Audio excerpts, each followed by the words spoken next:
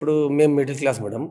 సరే మీకు భరోసా ఏందంటే పక్కా మీకు స్టడీ లోన్ మీద మేము పంపిస్తామని చెప్పేసి చెప్పడంతో మేము కలవడం జరిగింది. కలిసినందుకు చాలా సంతోషం. మాకు కూడా బ్యాంక్ వాళ్ళు కూడా క్రెడిలా వాళ్ళు కూడా సహకారం మంచిగానే ఉన్నది. మా స్కోర్ లెవెల్ తోటి కూడా బ్యాంక్ లోన్ కూడా శాంక్షన్ అయింది. ఎంత వరకు వచ్చింది సార్ స్కాలర్షిప్? స్కాలర్షిప్ వచ్చేసి 4,000. 4,000 pounds.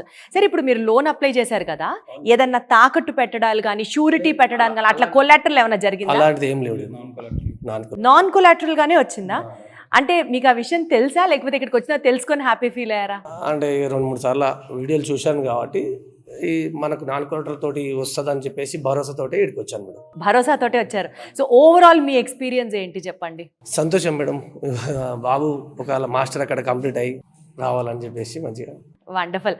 సో మీరు మాస్టర్స్ చేయడానికి యూకేకి వెళ్ళడానికి వీసోర్స్ వాళ్ళు మీకు అంటే ఫాదర్కి సపోర్ట్ చేసినట్లుగా ఫినాన్షియల్గా నేను మాట్లాడలేదు, యాజ్ అ స్టూడెంట్ మిమ్మల్ని గ్రూమ్ చేయడానికి ఎలా హెల్ప్ చేశారు? అంటే కాలేజ్ చూస్ చేసుకోవడంలో బాగా హెల్ప్ చేశారు. ఫస్ట్ లోన్స్ అంటే ఎలాంటి పాయింట్స్ చెప్పేవాళ్ళు కాలేజ్ చూస్ చేసుకోవడం? అంటే అకార్డింగ్ టు మన అకాడమిక్ స్కోర్ బట్టి దాన్ని బట్టి మనకి ఇప్పుడు ఐఎల్స్ లేకున్నా సరే కానీ మంచి కాలేజ్ వచ్చేటట్టు చూసుకోవడం కానీ 10 to 15 కాలేజెస్ ఇచ్చారు.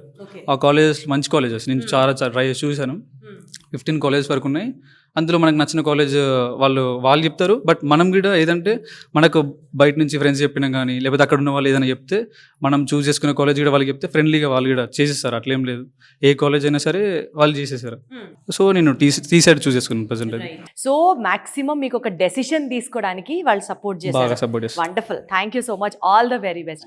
సో నాకు ఒక పాయింట్ క్లియర్గా అర్థమవుతుంది ఏంటంటే మన వీసోర్స్ వాళ్ళు ఏదో ఒక కన్సల్టెన్సీ ఒక ఏజెన్సీని అయితే రన్ చేయట్లేదు. వీళ్ళు టోటల్గా ఒక స్టూడెంట్ రెస్పాన్సిబిలిటీని తీసుకుంటారు. స్టూడెంట్ని గ్రూమ్ చేయడం దగ్గర నుంచి పేరెంట్స్కి ఫినాన్షియల్ సపోర్ట్ లోన్స్ రూపంలో కల్పించడం దగ్గర నుంచి స్టూడెంట్స్ తిరిగి అక్కడికి వెళ్ళిన తర్వాత తన స్కాలర్షిప్తో తను చదువుకుంటున్నాడు అన్న భరోసా కల్పించడం దగ్గర నుంచి మోస్ట్ ఇంపార్టెంట్ పాయింట్ ఒక స్టూడెంట్కి కావాల్సినటువంటి బెస్ట్ సెలెక్షన్ చాయిసెస్, స్టూడెంట్ని గ్రూమ్ చేయడం, స్టూడెంట్కి ఫైనాన్షియల్ సపోర్ట్ అందించడం, దాని తర్వాత చాయిసెస్లో బెటర్గా హెల్ప్ చేయడం, ఇవన్నీ చేస్తుంటే ఇది కేవలం ఒక ఎడ్యుకేషనల్ కన్సల్టెన్సీ ఆర్గనైజేషన్లా కాదు, it is more than what a student need అన్నది అర్థమవుతుంది.